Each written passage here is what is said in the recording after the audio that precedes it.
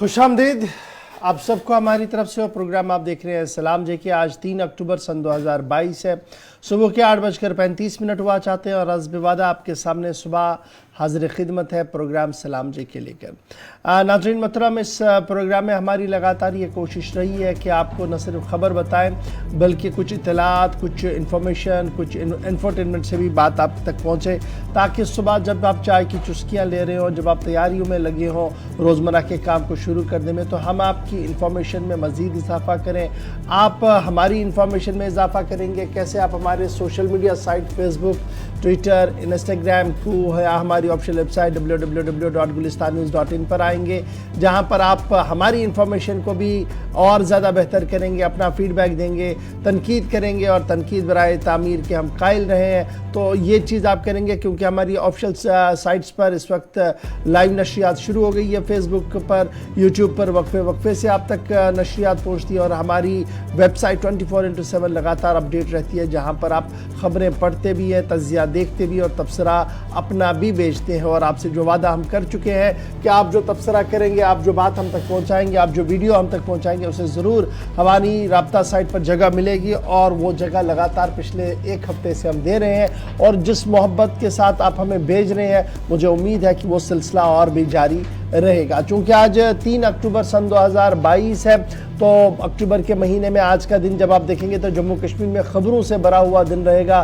दाखिला वज़ीर साहब की आमद है, कुछ और मामलात है, दिल्ली में एक बड़ी बैठक होने जा रही है, वो क्या कुछ है, ये हम सारी डिटेल आपके सामने एक एक करके ज़रूर रखेंगे। लेकिन सबसे पहले प्रोग्राम के तय फॉर्मेट के हिसाब से ज़रा माजी पर एक नज़र डालते हैं और याद करते हैं कि हिस्ट्री में आज के दिन जो एक तवील तारीख़ है, उसमें चंद अहम तरीन वाक़ात कौन से निकाले होंगे, गौर पीछे ने आपको बताएंगे ताकि आपकी भी यादाश्त ताज़ा हो और हम प्रोग्राम का आगाज़ करें हिस्ट्री ऑफ द डे से। बहुत बहुत शुक्रिया इशफाक गौहर। तो प्रोग्राम की शुरुआत करेंगे तय फॉर्मेट के मुताबिक तारीख में आज के दिन के हवाले से, यानी कि आज मुल्की और आलमी सतह पर कुछ अहम वाक़यात हैं जो हम आपके साथ शेयर कर रहे हैं। यानी कि आज 3 अक्टूबर आज क्या कुछ हुआ है। 3 अक्टूबर 1657 में फ्रांसीसी फौज ने मैड्रिड पर कब्जा किया, वो आज ही का दिन था। और आज ही के दिन 3 अक्टूबर साल 1735 में फ्रांस और केरल ने अमन समझौते पर दस्तखत किए हैं। और आज ही के दिन 3 अक्टूबर 1831 में मैसूर पर बरतानिया ने कब्जा किया है। और आज ही के दिन साल 1932 में इराक यूनाइटेड किंगडम से आज़ाद हुआ, वो आज ही का दिन था, यानी कि 3 अक्टूबर साल 1932। और आज ही के दिन साल 1935 में, यानी कि 3 अक्टूबर साल 1935 में इटली ने इथियोपिया पर कब्जा किया है, वो आज ही का दिन था। और आज ही के दिन 1963 में हैती में तूफान के कहर से करीब 5000 अफराद हलाक जबकि 1 लाख से ज़्यादा लोग जख्मी हुए हैं। और आज ही के दिन साल 1968 में अमेरिका ने नेवादा में न्यूक्लियर तजुर्बा किया, 3 अक्टूबर 1968। और आज ही के दिन साल 1978 में कलकत्ता में पहले और दुनिया का दूसरे टेस्ट ट्यूब बेबी की पैदाइश हुई है, वो आज ही का दिन था, साल 1978 और 3 अक्टूबर। तो नाजरीन, ये थी तारीख में आज के दिन के हवाले से चंद मालूमात जो हमने आपके साथ शेयर की। बाज़ाब्ता तौर पर खबरों की शुरुआत होगी और खबरों की शुरुआत करेंगे इशफाक गौहर। चलिए जनाब, खबरों की करते हैं शुरुआत और आपको बताते हैं आज दिल्ली के अंदर क्या कुछ होने जा रहा है, क्योंकि इस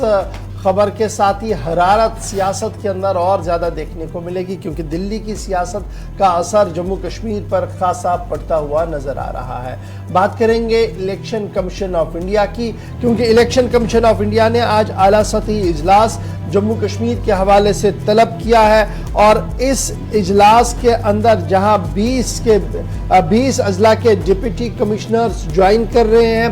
वहीं पर इलेक्टोरल रोल का फीडबैक लिया जाएगा। और ये इजलास जहां दिल्ली में मुनक्किद होगा तो सभी डिप्टी कमिश्नर्स अपने अपने ज़िले से वीडियो कॉन्फ्रेंसिंग के ज़रिए से इस मीटिंग के अंदर शमूलियत का इख्तियार करेंगे। 12 बजे दिल्ली के अंदर ये मीटिंग आज शुरू होगी। अगर ये मीटिंग कल होनी थी, लेकिन इलेक्शन कमीशन ने इसे एक दिन पहले इसलिए किया क्योंकि दाखिला वज़ीर साहब का दौरा जम्मू कश्मीर है और उस दौरे के पेश नज़र आज 12 बजे इलेक्शन कमीशन ऑफ इंडिया का आला सतही इजलास मुनक्किद होने जा रहा है। और उस इलेक्शन कमीशन के इजलास के अंदर जहां इलेक्टोरल रोल्स रिवीजन कहां तक पहुंचा उस पर गुफ्तगू होगी और दीगर मामलात पर भी बात होने की उम्मीद लगाई जा रही है। इलेक्शन कमीशन ऑफ इंडिया ने जो आला सतही इजलास तलब किया उसमें 20 डिप्टी कमिश्नर्स जिन्हें डिस्ट्रिक्ट इलेक्टोरल ऑफिसर्स के तौर पर तैनात किया गया है उनकी शमूलियत को लाजमी करार दिया गया है और ये मीटिंग चेयर करेंगे जी धर्मेंद्र शर्मा साहब जो डिप्टी इलेक्शन कमिश्नर है इलेक्शन कमीशन ऑफ इंडिया के दफ्तर में। और ये हाई लेवल मीटिंग अगर 4 तारीख को मैंने पहले ही आपको बताया था लेकिन उसको रिशेड्यूल कर दिया गया जी, प्रीपोन कर दिया एक दिन के लिए, यानी वो आज अब ये मीटिंग होगी और दिल्ली में 12 बजे के आसपास ये मीटिंग शुरू होगी जिसमें सभी अजला के डिप्टी कमिश्नर जो डिस्ट्रिक्ट इलेक्टोरल ऑफिसर्स की हैसियत से काम कर रहे हैं वो अपना फीडबैक इलेक्शन कमीशन को देंगे। Final electoral rolls Jammu Kashmir का तैयार हो रहा है और शेड्यूल पब्लिश जो है वो नवंबर 25 तारीख है, यानी 25 तारीख को हमारा इलेक्टोरल रोल्स रिवीजन जो है वो छपकर सामने आएगा और as per schedule notification election commission of India की चीफ इलेक्टोरल ऑफिसर्स की तरफ से जो जारी कर दिया गया उसके मुताबिक 25 तारीख को पब्लिश होना है जी electoral roll. Integrated draft roll जो हमारा है वो 25 सितंबर को सभी डीईओज जो है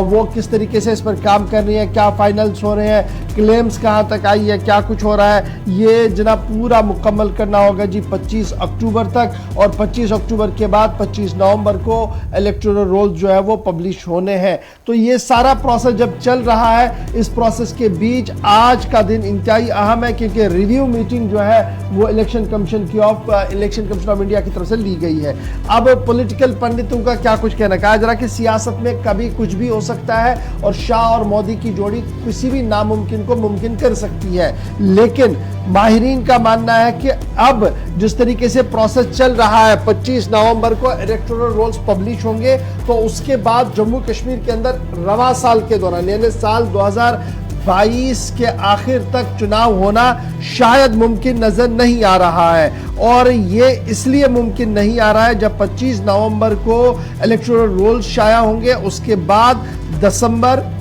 जनवरी का महीना इंतहाई सख्त सर्दी का रहता है, हत्ता कि फरवरी के वस्त तक भी यह सिलसिला इसी तरीके से चलता है। इसलिए उम्मीद यह लगाई जा रही है कि अगर जम्मू कश्मीर के अंदर इंतखाबी दंगल होगा और इंतखाबी बिगुल बजेगा तो वो फरवरी के वस्त में बजेगा और मार्च अप्रैल आते आते चुनाव का पहला या दूसरा मरहला कहीं ना कहीं देखने को मिल सकता है। ये सियासी पंडित दिल्ली के अंदर बता रहे हैं जी। यूनियन होम मिनिस्टर की तरफ से पहले ही इस पूरे मामले पर यह साफ कर दिया है कि इलेक्शन कमीशन का दायरे इख्तियार है चुनाव करने के हवाले से और जब भी वो हमसे रिव्यू और दीगर मामलात के हवाले से गुफ्तगू करेंगे तो कमीशन के सामने पूरी बात जो है वो रखी जाएगी। अब याद रखिएगा सन 2018 से लगातार जम्मू कश्मीर के अंदर असेंबली इंतखाबात नहीं हुए हैं। लास्ट इलेक्शन जुलाई 2018 जब भारतीय जनता पार्टी और पीपल्स डेमोक्रेटिक पार्टी की हुकूमत टूटी, ये इलेक्टेड गवर्नमेंट का सिलसिला था और उसके फौरन बाद डिसॉल्व कर दी गई, सस्पेंशन और डिसॉल्व कर दी गई जम्मू कश्मीर की असेंबली और गवर्नर थे सत्यपाल मलिक साहब जब उन्होंने 21 नवंबर 2018 को नोटिफिकेशन जारी कर दिया और तब से लेकर अब तक चुनाव नहीं हुए हैं और उन्हीं चुनावों की सुरगहाट के बीच, इसी चुनावों की सरगर्मियों के बीच आज जो इलेक्शन कमीशन ऑफ इंडिया का दफ्तर है वहां पर एक आला सतही इजलास हो रहा है। 12 बजे के आसपास से इजलास होगा, डीओ सारे इसमें ज्वाइन करेंगे जी वीडियो कॉन्फ्रेंसिंग के जरिए से और उम्मीद लगाई जा रही है कि जो प्रोसेस इलेक्शन कमीशन का एक बड़ा चल रहा है कि समरी रिविजन्स का वो मुकम्मल होगा और टाइम पर पब्लिश होगा। इसी सिलसिले में ये रिव्यू जो है वो आज का माना जा रहा है। तो चलिए नाजरीन, ये थी इलेक्शन कमीशन के हवाले से खबर। असम्बली इंतखाबात के हवाले से बढ़ते हैं आगे बात जरा वज़ीर दाखिला अमित शाह के जम्मू कश्मीर दौरे के हवाले से, जहां आज उनका दौरा जम्मू कश्मीर शुरू हो रहा है, जहां पर कई तरक्याती मंसूबों को आज हरी झंडी दिखाई जाएगी, कई प्रोजेक्टों का संग बुनियाद भी रखा जाएगा और कई प्रोजेक्टों का इफ्तिताह भी किया जाएगा। इसके साथ साथ ही भारतीय जनता पार्टी के लीडरान के साथ वहां पर मीटिंग भी होगी और साथ ही साथ कई बड़े ऐलान भी मुतवक्का है। आपको बताते चलिए कि आज शाम वज़ीर दाखिला अमित शाह का जम्मू कश्मीर दौरा शुरू हो रहा है और इस सिलसिले में जो पहाड़ी कम्युनिटी के लोग हैं वो कहीं ना कहीं एक आस और उम्मीद लेकर बैठे हैं कि शायद उनके लिए एक बड़े ऐलान किया जाएगा वज़ीर दाखिला की जानिब और इस सिलसिले में वो राजौरी जहां पर कल सुबह वजीर दाखिला अमित शाह बस स्टैंड, जो न्यू बस स्टैंड राजौरी के अंदर है, वहां पर एक अवामी रैली से खिताब भी करेंगे। और इस सिलसिले में जो पहाड़ी कम्युनिटी के लोग हैं, चाहे राजौरी की बात करेंगे, पूंछ की बात करेंगे, दीगर कई इलाके हैं जहां पर ये पहाड़ी कम्युनिटी के लोग हैं, वो इस जो रैली को कामयाब बनाने और वजीर दाखिला के दौरे को कामयाब बनाने के लिए वहां पहुंच रहे हैं और इस उम्मीद में भी शायद उनके लिए एक बड़ा ऐलान होगा। इस सिलसिले में अगर हम बात करेंगे, आज जब वजीर दाखिला का दौरा शुरू होगा तो कल सुबह की शुरुआत होगी, जब वो कल माता वैष्णो देवी मंदिर जाएंगे और वहां पर हाजिरी देंगे। उसके साथ साथ ही सीधा वहां से वो राजौरी चले जाएंगे, जहां पर एक रैली से खिताब करेंगे और उसके बाद ही रैली इख्तिताम होने के बाद सीधा फिर वापस जम्मू, जहां कई तरक्याती प्रोजेक्टों का वो जम्मू कन्वेंशन सेंटर से उनका प्रोजेक्टों को हरी झंडी दिखाएंगे। और उसके बाद जब कल जो दौरा खत्म होगा तो शाम फिर कल 5 तारीख को वो श्रीनगर जाएंगे और श्रीनगर में भी बारामूला के अंदर एक रैली से खिताब करेंगे। उसके बाद ही कई सीनियर लीडरान से बात होगी। उसके साथ साथ ही जो मौजूदा सूरत हाल है, सिक्योरिटी सूरत हाल, उसके साथ भी जो अफसरान के साथ उनकी मीटिंग होगी, LG उसमें शामिल होंगे। साथ ही साथ सिक्योरिटी जो फोर्सेस के आला अफसरान हैं उनके साथ भी मीटिंग होगी और मौजूदा सूरत हाल पर भी पूरी तफसीलात के साथ वो उन्हें आगाही करेंगे। चलिए जी, ये बात हो रही थी जनाब दाखिला वजीर साहब की कि किस तरीके का टूर है, लेकिन पहाड़ी कम्युनिटी को काफी ज्यादा उम्मीदें इस दौरे से है और पहाड़ी कम्युनिटी काफी ज्यादा गियर अप हुई है एंटायर जम्मू प्रोविंस के अंदर भी और कश्मीर प्रोविंस के ये जो 2-3 अजला है वहां पर भी इन पहाड़ियों की जबरदस्त गहमा गहमी जो है वो देखने को मिल रही है। इब्तिदाई खबरों के मुताबिक जो दाखिला वजीर साहब हैं वो पहाड़ियों के लिए ST स्टेटस का ऐलान कर सकते हैं। अब जब मैं ये बता रहा हूं कि कर सकते हैं, उसके पीछे 2 बड़ी टेक्निकल रीजंस है। एक ये कि जो कमीशन बनाया गया था उन्होंने अपनी इंट्रीम रिपोर्ट दे दी है और ये मामला चला गया है जी ट्राइबल अफेयर्स डिपार्टमेंट के पास और माना जा रहा है कि ट्राइबल अफेयर्स डिपार्टमेंट जो गवर्नमेंट ऑफ इंडिया का है उन्होंने इसको फॉरवर्ड कर दिया है जी रजिस्ट्रार जनरल ऑफ इंडिया को, RGI को, और RGI अब कैबिनेट अप्रूवल के बाद इसको पार्लियामेंट के अंदर लाएगा ताकि तरमीम की जाएगी जी रिजर्वेशन के एक्ट के अंदर। अब जब तरमीम की बात हो रही है तो पार्लियामेंट के फिगर्स क्या कुछ बता रहे हैं, कहा वो लोकसभा हो या राज्यसभा हो, दोनों के अंदर बीजेपी इत्तेहाद की जबरदस्त पकड़ है और वो किसी भी तरमीम को पास करवा सकते हैं। इसलिए पहाड़ियों को यहां पर ये उम्मीद है कि जो कमीशन बनाया गया था, जिस कमीशन ने अपनी सिफारिशात पहले दे दी है, जस्टिस जस्टिस शर्मा साहब की कमीशन, और उसी कमीशन की रिपोर्ट को अब आगे बढ़ाया गया है, रजिस्ट्रार जनरल ऑफ इंडिया को भेज दिया गया है और रजिस्ट्रार जनरल ऑफ इंडिया जो है वो अब इसको कैबिनेट नोट के लिए आगे भेजेंगे, जिसके बाद पार्लियामेंट को जाएगा। तो इस बीच ये सारी डेवलपमेंट जो हुई हैं तो इसमें दाखिला वजारत का एक इंपॉर्टेंट रोल है, क्योंकि Jammu Kashmir directly home ministry की तरफ से देखा जा रहा है और ट्राइबल अफेयर्स डिपार्टमेंट ने जो फाइल मूव की है अप्रूवल के लिए ये दाखिला वजारत से होके हुए जाइए। यही वजह है कि इस बार उम्मीद बहुत ज्यादा है ट्राइबल अफेयर्स को, स्पेशली पहाड़ी सेक्शन को, कि उन्हें ST की तर्ज पर जो है वो यहां पर मुराद मिल सकते हैं। दाखिला वजीर का दौरा किस तरीके का रहेगा, तफसीलात आपको पहले ही गौहर कुछ ने बता दी। मैंने सिर्फ इतना आपने ऐड ऑन कर दिया कि जनाब रजिस्ट्रार जनरल ऑफ इंडिया के पास फाइल आ गई है, फाइल कैबिनेट नोट के लिए जाएगी, जिसके बाद पार्लियामेंट सेशन के लिए इसको लाया जाएगा। लेकिन शायद वादा यहां पर पार्लियामेंट के जब राजौरी के अंदर होंगे और बारामूला के अंदर होंगे अवामी इज्तिमा से, तो सिर्फ वादा होगा, अनाउंसमेंट शायद नहीं होगी, सिर्फ वादा किया जाएगा और वो उसी तरीके का वादा होगा जिस तरीके से पहले भी पहाड़ियों को लेकर वादा दिल्ली के अंदर किया गया था। क्योंकि अभी इसमें एक राउंड जो है वो कैबिनेट का है, कैबिनेट अप्रूवल के बाद इसे पार्लियामेंट ले जाना है, पार्लियामेंट वेट होने के बाद ही कानून पूरी तरह से बनकर आएगा और पता लगेगा कि क्या वाकई तौर पर पहाड़ियों को ST स्टेटस का दर्जा मिला या नहीं मिला। फिलहाल एक प्रोसेस है और उसी प्रोसेस के अंदर एक और यकीन दहानी जो है वो दाखिला वजीर कर सकते हैं। फिलहाल पहाड़ी जो है वो कूच कर चुके हैं जी राजौरी की ओर और राजौरी के अंदर गहमा गहमी काफी ज्यादा बढ़ गई है और जब आप बारामूला की बात करते हैं तो वहां पर भी सूरत हाल जो है वो इसी तरीके की बनी हुई है। सीटिंग अरेंजमेंट से ज्यादा लोग बैठ सकते हैं, यानी जो कैपेसिटी है राजौरी के अंदर वो तकरीबन 25,000 के आसपास है। लेकिन एडमिनिस्ट्रेशन का मानना है कि जो जोश जज्बा हम देख रहे हैं जी, ये आगे हो सकता है, 25 से भी ज्यादा हो सकता है, लेकिन क्योस कंफ्यूजन ना हो, इसलिए जम्मू से किसी पहाड़ी लीडर को और पहाड़ी तबके को रजौरी पहुंचाने की इजाजत नहीं है। इस तरीके की बातें भी जो है वो कही जा रही है। ताहम दोनों तरफ से, चाहे वो रजौरी पुंछ हो या सूरत हाल कश्मीर सूबे की हो, दोनों जगहों पर बीजेपी गियर अप है एक बड़े इज्तिमा के हवाले से, जहां पर पहाड़ियों के हवाले से कोई खास गुफ्तगू हो सकती है। क्यों हो सकती है उसके लिए मैंने आपको बताया कि पहाड़ ट्राइबल अफेयर्स डिपार्टमेंट ने फाइल मूव कर दिया रजिस्ट्रार जनरल ऑफ इंडिया को, और रजिस्ट्रार जनरल ऑफ इंडिया इंतजार करेगा कैबिनेट नोट का और फिर पार्लियामेंट के नोट का। तो ये तो बात थी जनाब आज दाखिला वजीर की, जो आज 5 बजे जम्मू पहुंचेंगे। उसके बाद जम्मू के अंदर सबसे पहले 2-3 डेलीगेशन से मुलाकात होगी शाम 7-7:30 बजे तक। उसके बाद वो आराम करेंगे, सुबह जाकर माता वैष्णो देवी के दरबार में जाएंगे, खसूसी पूजा पाठ होगी। उसके बाद रजौरी में जलसा होगा, वापसी पर तरक्याती प्रोजेक्टों का इफ्तिताह भी होगा और बीजेपी कोर कमेटी के साथ मीटिंग होगी, कुछ और लोगों के साथ मीटिंग होगी, और फौरन से 5 से 6 बजे के दरमियान वो श्रीनगर के लिए रवाना होंगे। और श्रीनगर पहुंचने के फौरन बाद जहां राजभवन के अंदर उनका क़याम रखा गया है, वहां पर सिक्योरिटी रिव्यू भी होगा और कुछ डेलीगेशंस के साथ मुलाकातों का सिलसिला रखा गया है। और दूसरे दिन वहां पर फिर अवामी इज्तिमा से खिताब भी होगा, जिसके बाद तकरीबन 5 से 6 बजे के आसपास दाखिला वजीर साहब वापसी का भी ऐलान करेंगे। तो फिलहाल ये बात थी जनाब होम मिनिस्टर के विजिट के हवाले से। लेकिन जरा बात करते हैं उधमपुर धमाके की भी। कल हमने इसी प्रोग्राम में आपको बताया था कि पुलिस को बड़ी कामयाबी मिली है, कुछ मुश्तबे अफराद की गिरफ्तारी हुई है, लेकिन शाम होते होते पुलिस ने बड़ा दावा पेश कर दिया और कहा कि इस पूरे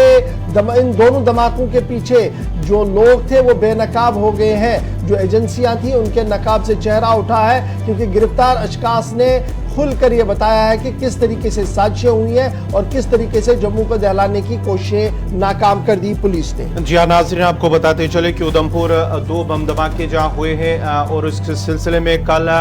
पुलिस सरबराह दिलबाग सिंह और साथ ही साथ एडीजीपी जम्मू मुकेश सिंह की जानिब से एक प्रेस कॉन्फ्रेंस जम्मू के अंदर की गई है, जहां इस बात का खुलासा किया गया, तफसीलात फराम की गई हैं कि एक मिलिटेंट जो साबिक मिलिटेंट उनकी गिरफ्तारी हुई है और उनके कब्जे से कई आईडीज और बम जो है वो बरामद हुए हैं। तफसीलात के दौरान पुलिस की जानिब से कहा गया है कि ये डोडा का एक मिलिटेंट जो कि सरहद के उस पार है और उसके कांटेक्ट में आने के बाद ही इस तरह का हमला हुआ है, बम धमाके। और साथ ही साथ आने वाले दिनों में एक बड़ा मंसूबा बना रहे थे कि एक और हमला करने की ताक में थे, और इस सिलसिले में पुलिस को एक कामयाबी मिली है और पुलिस ने उनका जो पर्दा है वो फाश करते हुए उनकी गिरफ्तारी हुई है। और साथ ही साथ जो आईडीज और स्टिकी बम उन्हें बरामद किया गया और साथ ही साथ पूरे नेटवर्क को पुलिस की जानिब से कहा गया है कि पूरे नेटवर्क का पर्दा फाश कर दिया गया है। 4 आईडीज और स्टिकी बम बरामद,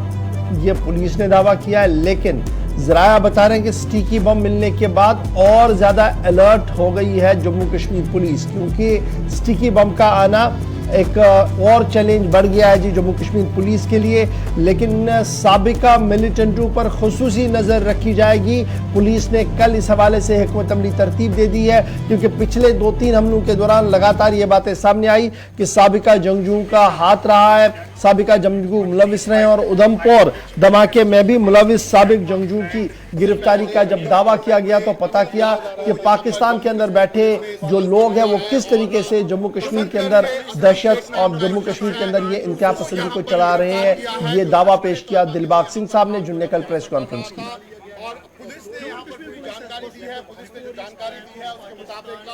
असलम शेख लगातार का केस बहुत ही कम समय में उधमपुर पुलिस के ऑफिसर्स ने एडीजी साहब की क़यादत में वर्कआउट किया है और इसमें जो दोषी है उसको पकड़ लिया गया है। पूछताछ के दौरान उसने अपनी इन्वॉल्वमेंट तस्लीम की है, मानी है, और ये चीजें भी पता चली हैं कि ये ब्लास्ट जो किया गया उसमें जो आईडी इस्तेमाल हुई कहाँ से आई, कैसे आई, किसके कहने से आई। मैं थोड़ी सी तफसील जो स्पेसिफिक इस केस में है चाहूंगा कि एडिशनल डीजी जम्मू आपके साथ शेयर करें। और उसके बाद पिछले 6 महीने से ये देखा गया था कि आतंकी संगठन अपने पुराने कॉन्टैक्ट्स को रिवाइव करके उनका इस्तेमाल आतंकी गतिविधियों के लिए कर रहे थे। इसी सिलसिले में जैसा कि आप जानते हैं कि कुछ मॉड्यूल्स को पकड़ा गया था जिसमें पिछले उदयपुर ब्लास्ट के एक्यूज भी शामिल थे। इसी कड़ी में मोहम्मद अमीन भट्ट इलियास कुबैर जो डोडा का रहने वाला है, इसने उधमपुर में पिछले ब्लास्ट में भी इसका हाथ था और अभी के ब्लास्ट में भी इसी आतंकी ने, जो कि पाकिस्तान में जाके सेटल हुआ है, वहां से इसने अपने कॉन्टैक्ट्स को रिवाइव किया, जिसमें असलम शेख नाम का आतंकी जो बसंतगढ़ उधमपुर का रहने वाला है, उसको इसने सोशल मीडिया ऐप्स के जरिए कॉन्टैक्ट किया और उसके बाद इसको 21 तारीख सितंबर को इसने कहा कि तुम्हें कोई सामान जो है मैं ड्रॉप करवाऊंगा ड्रोन के जरिए, उसको पिकअप करना है। 24 तारीख को 23 और 24 की दरमियानी रात को असलम शेख दयालचक के एरिया में आके कुबैर के कहने पे उसके बताए गए लोकेशन पे जाके आईडीज की कंसाइनमेंट पिक करता है, जिसमें 3 स्टिकी बॉम्ब और 4 दूसरे किस्म के नए किस्म के आईडीज उन्होंने भेजे थे। ये वो रिसीव करता है और अपने घर ले जाता है। 27 तारीख को इसको कुबैर का आदेश आता है कि आपने एक हाई प्रोफाइल मिनिस्टर की विजिट है, उसके पहले आपने किसी सूटेबल लोकेशन पे आईडीज फिक्स कर देना है। तो असलम शेख अपने घर से निकलता है, बसंतगढ़ से रामनगर की तरफ आता है और उसी बस में रामनगर में उतरने के बाद वहां के नजदीक के बाथरूम में जाके 2 आईडीज को एक्टिवेट करता है। एक आईडी जिस बस में वो आया था, रामनगर में उतरा था, उस बस में लगाता है पीछे की तरफ, और दूसरा रामनगर के से जो उधमपुर गाड़ी आ रही थी उसमें लगाता है। 2 आईडीज ये लगाता है। इस पे तफसील से इंस्ट्रक्शंस पास किए गए थे कुबैर के द्वारा, जिसमें उसको बताया गया पुलिस की जानिब से जहां उन्होंने एक साबिक मिलिटेंट को गिरफ्तार किया। डोडा के बसंतगढ़ इलाके से कल उसकी गिरफ्तारी भी हुई है। हमने इसी खबर में, इसी प्रोग्राम में आपको वो खबर दी थी और उसके बाद ही शाम देर गए पुलिस की जानिब से प्रेस कॉन्फ्रेंस जम्मू के अंदर, जहां कई आईडीज और स्टिकी बम भी बरामद किए गए हैं। अब जरा बढ़ते आगे, अब बात जरा जहां हम जम्मू कश्मीर की कर रहे हैं, वही वादी कश्मीर की एक और वादी कश्मीर के हवाले से एक और बड़ी खबर, जहां किसानों के हवाले से खबर आ रही है कि वादी के अंदर जो धान की फसल है, धान की पैदावार है, उसमें कहीं ना कहीं कमी नजर आ रही है और 25% जो ज़मीन है, रवां साल धान की 25% ज़मीन आपाशी की किल्लत का शिकार हुई है, जिसकी वजह से जो है पैदावार में कमी आई है और ऐसी सूरत हाल मजीद चंद साल तक जारी रहेगी, ये माहिरीन का मानना है। क्योंकि उनका मानना है कि मौसमियाती तब्दीली की वजह से फसल की पैदावार में कमी आई है। जिस तरह से जो मौसमियाती तब्दीली देखने को मिल रहे हैं, उसकी वजह से भी जो धान की फसल है उसमें कमी आ रही है। क्योंकि अब जो इरिगेशन शॉर्टेज की वजह से भी जो मानना है, वहाँ पर वादी कश्मीर के अंदर करीब 25% ऐसी ज़मीन है जहाँ पर इरिगेशन की कमी की वजह से जो है धान की फसल, ये 25% ज़मीन जो है वो मुतासिर हुई है और उसकी वजह से फसल में भी कहीं ना कहीं धान की पैदावार में कमी आई है। और माना जाता है कि आइंदा चंद सालों तक अगर मौसमियाती तब्दीली इसी तरह का मौसम रहा है तो आने वाले दिनों में भी शायद ये तब्दीली देखने को मिल रही है, पैदावार में कमी भी नजर आएगी। बड़ी अहम खबर है जी कि हमारी पैदावार जो है किसानों की, यानी फसल की जो पैदावार है, पैडी की जो पैदावार है, धान की जो पैदावार है, वो 25% कम हो गई है, बल्कि हो चुकी है। और इसका बुनियादी वजह जो है, जो हमारी इरिगेशन फैसिलिटी थी वो इस बार ज़्यादा नहीं मिली है, डिस्पाइट द फैक्ट बारिशें भी हुई थी टाइम पर, लेकिन उसके बावजूद ही 25%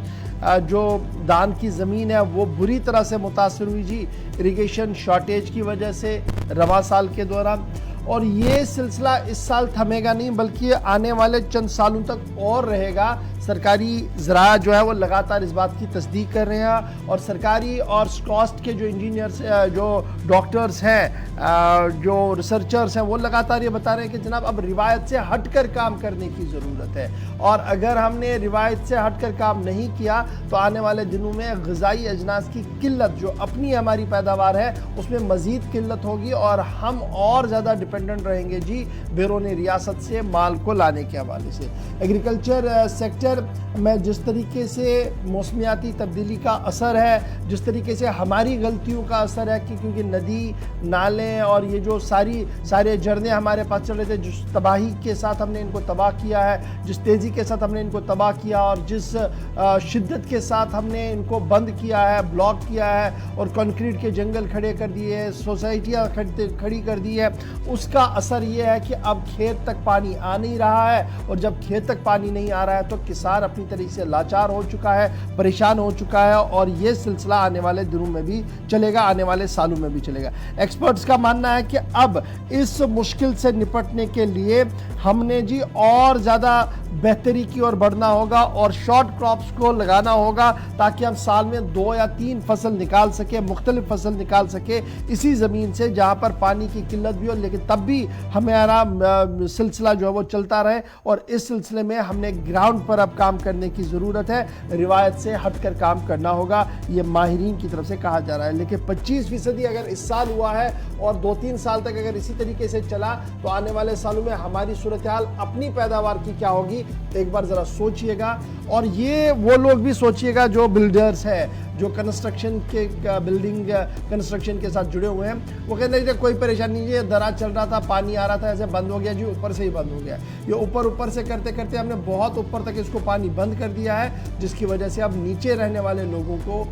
पानी की शदीद किल्लत भी है और परेशानी भी है। और 25% का मतलब मेरी नज़र में बहुत होता है। आप ज़रा इस पर सोचिएगा और बताइएगा हमें भी। अब बढ़ते हैं जी आगे, बात ज़रा तरक्याती मंसूबों की करते हैं। 2014 में तबाहकुन सैलाब आया और तबाहकुन सैलाब आने के बाद जम्मू कश्मीर इंतज़ामिया ने यह सोचा कि शहर श्रीनगर के अंदर आखिर ऐसा हुआ क्यों। पता लगा कि नाकिस ड्रेनेज सिस्टम भी एक बहुत बड़ी वजह थी और वहाँ पर इस निज़ाम को बेहतर करने के लिए एक जामिया हिकमत अमली को तरतीब दे दिया गया और वर्ल्ड बैंक से पैसा लेकर डिवॉटरिंग प्रोजेक्टों को पूरे जम्मू कश्मीर और वेस्ट श्रीनगर के अंदर चलाने के हवाले से प्रोजेक्ट हाथ में लिया गया। हजारों का ये जो करोड़ों रुपए का ये जो प्रोजेक्ट था, लेकिन आज के दिन में खबर ये है कि पंप कई जगहों पर लगे, काम नहीं कर रहे हैं, कई जगहों पर काम 70 से 60% हुआ है, लेकिन अब काम बंद है। और जब इसको मजीद तहकीक और मजीद इन्वेस्टिगेशन के लिए चले गए तो पता लगा कि जनाब सरकार की नाकस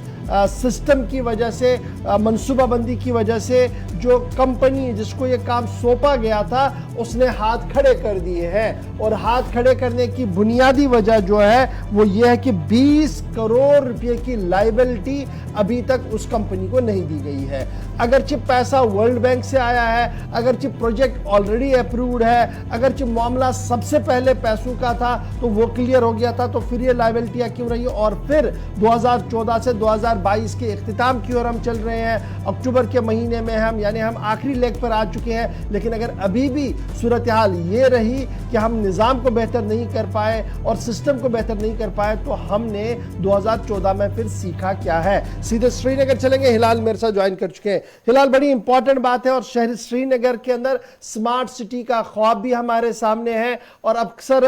लोग ये कहते हैं कि जनाब आप स्मार्ट सिटी को पिन पॉइंट करके कहते हैं। मैं इसलिए कहता हूं क्योंकि स्मार्ट सिटी का ख्वाब दिल्ली में दिखाया गया और इंप्लीमेंटेशन अथॉरिटियां कश्मीर में बनाई गई, लेकिन स्मार्ट सिटी का एक बेहतर निज़ाम यह था कि हमारा निकासी पानी जो था, जो ड्रेनेज वाटर था, ड्रेनेज का निज़ाम था, इसे बेहतर बनाया जाए। और इसको बेहतर बनाने के लिए हमने आलमी बैंक से भी रजू किया, पैसा भी लाया। आज के दिन में जो खबर है कि करोड़ों रुपया वाजिबुल अदा है और कंपनी ने हाथ खड़े कर दिया कि अब हम काम नहीं करेंगे जी, क्योंकि हमारी बातों कोई सुन नहीं रहा है और निज़ाम बेहतर कैसे होगा और स्मार्ट सिटी कैसे होगी। बिल्कुल गौहर, ये गुलिस्तान न्यूज़ ने ये खबर इससे पहले भी एक डिटेल्ड रिपोर्ट इस पर तैयार की है और बनाई है और चलाई भी है। हालांकि यही मामला जब हमने श्रीनगर म्युनिसिपल कॉर्पोरेशन के कमिश्नर के साथ भी उठाया डिस्पाइट जो फैक्ट्स है ऑन ग्राउंड की काम रुका हुआ है, क्योंकि फर्म ने हाथ खड़े कर दिया। उनका मानना है कि 20 करोड़ रुपए वाजिब अदा है, सरकार उनकी अदायगी नहीं कर रही है। और जो फाइनल फेज में ये डिवाटरिंग पंप्स यहाँ पर है, जो बिल्कुल नई और जदीद नवियत के ये पंप्स हैं, क्योंकि ये पंप्स ऐसे हैं कि जो पानी के अंदर रह सकते हैं कि सैलाबी कैफियत जो भी होगी, सूरत हाल जो भी होगी, लेकिन उसके दौरान भी ये काम कर सकते हैं। बिल्कुल स्मार्टली ये काम करते हैं, नए और जदीद तरीके के बनाए हुए हैं। लेकिन जब हमने उनसे ये पूछा कि काम रुका हुआ है, हमने प्रोजेक्ट जो साइट्स हैं वहां पर जाकर हमने देखा कि काम रुका हुआ है, लेकिन उसके बावजूद उनका मानना है कि नहीं, काम जारी है। आप अंदाजा कर सकते हैं कि ट्रांसपेरेंसी भी किस हद तक की है और सच्चाई भी किस हद तक की। हमारे रिपोर्टर साइट पे गए और उन्होंने देखा कि काम बंद है। जो कंसर्न एग्जीक्यूटिव एजेंसी है जो ये काम एग्जीक्यूट कर रही है, उनके लोगों के साथ जब हमने बात की तो उन्होंने भी बोला कि काम बंद है, लेकिन सरकार कहती है कि काम चल रहा है। अगर इसी तरह के फैक्ट सरकार देती रहेगी तो फिर जम्मू कश्मीर का भला ही भला हो सकता है। लेकिन बहरहाल 20 करोड़ रुपए की वाजिबुल अदा ये रुकूमात, क्योंकि काफी अहम प्रोजेक्ट है। 40 पंप ये बनाने हैं, अलग अलग जगहों पर ये पंप सेट्स हैं और इसमें 103 करोड़ रुपए की मुकम्मल टोटल लागत थी। साल 2014 के बाद ये प्रोजेक्ट हाथ में लिया गया और अभी तक 8 साल तकरीबन बीत चुके हैं, लेकिन ये 40 पंप जो है यहां पर मुकम्मल नहीं हुए। तो इस तरह से शहरी श्रीनगर के अंदर जो लोग रहने वाले हैं उन्हें इन पंपों की अदम मुकम्मली से काफी परेशानियों का सामना करना पड़ रहा है, क्योंकि आज भी जब थोड़ी सी बारिशें होती हैं तो शहर जैसे सैलाबी कैफियत में चला जाता है। और खुदा ना खास्ता अगर कभी ज्यादा मौसमी सूरत हाल बदल गई और बिगड़ गई तो उस सूरत में अगर सैलाबी कैफियत पैदा हो जाती है तो उस वक्त सरकार क्या जवाब देगी, ये काफी अहमियत का हामिल है। तो कुल मिलाकर क्या हम ये माने कि जो ख्वाब दिखाया गया था जनाब, हम निज़ाम को बेहतर कर रहे हैं और 2014 में जो हंगामी बुनियादों पर मीटिंग्स देख रही थी, रिव्यूज़ देख रहे थे, गवर्नमेंट ऑफ इंडिया के ऑफिशियल डिप्यूट हो रहे थे, वो सारा रायगा है, उस पर कोई ज़्यादा तवज्जो नहीं है और ना ही मिनिस्ट्री फॉर होम आज इस मामले को काफ़ी सीरियस से ले रही है, क्योंकि सारा मामला वहाँ से होकर आता है। देखिए गौर, साल 2014 के सैलाब के तबाहकुन सैलाब के बाद 2 चीज़ों पर खास तवज्जो दी गई थी और इसकी अहमियत बताई गई। एक ये कि शहर के अंदर ड्रेनेज सिस्टम को काबिल काम और काबिल कार बनाना है, लेकिन कोई तब्दीली शहर के ड्रेनेज सिस्टम में नजर नहीं आ रही है, नंबर 1। नंबर 2, जो जहलम की ड्राइविंग करनी थी और वहां पर उसकी जो गहराई और उसके बैंक्स उसको ठीक करने थे, लेकिन मैं समझता हूं कि साल 2014 के अंदर जो सूरत हाल दरियाई जहलम की थी आज उससे बदतर है। तो इस वजह से दोनों फ्रंट्स पर कोई बड़ा काम नहीं हुआ है, अगरचे उस वक्त इन दोनों चीजों की बड़ी शिद्दत के साथ जरूरत जताई गई थी, लेकिन ग्राउंड पर कोई ऐसा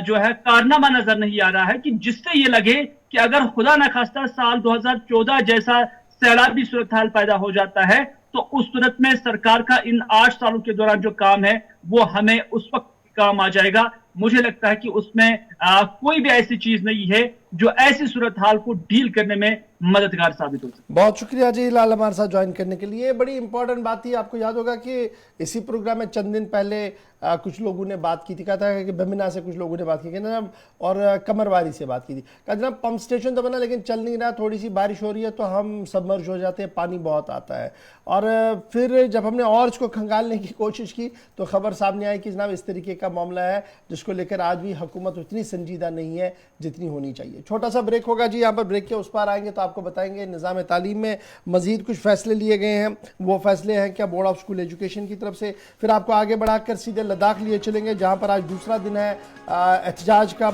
और फिर रिक्रूटमेंट रैली क्या रिक्रूटमेंट हो रही है जी, कहाँ पर हो रही है वो भी बताएंगे, और एम्स दिल्ली से एक अहम और बड़ी खबर भी आपके सामने रखने की कोशिश करेंगे। बने रहिएगा हमारे साथ, खबरों तस्वीरों तथ्यों का सिलसिला लगातार जारी रहेगा।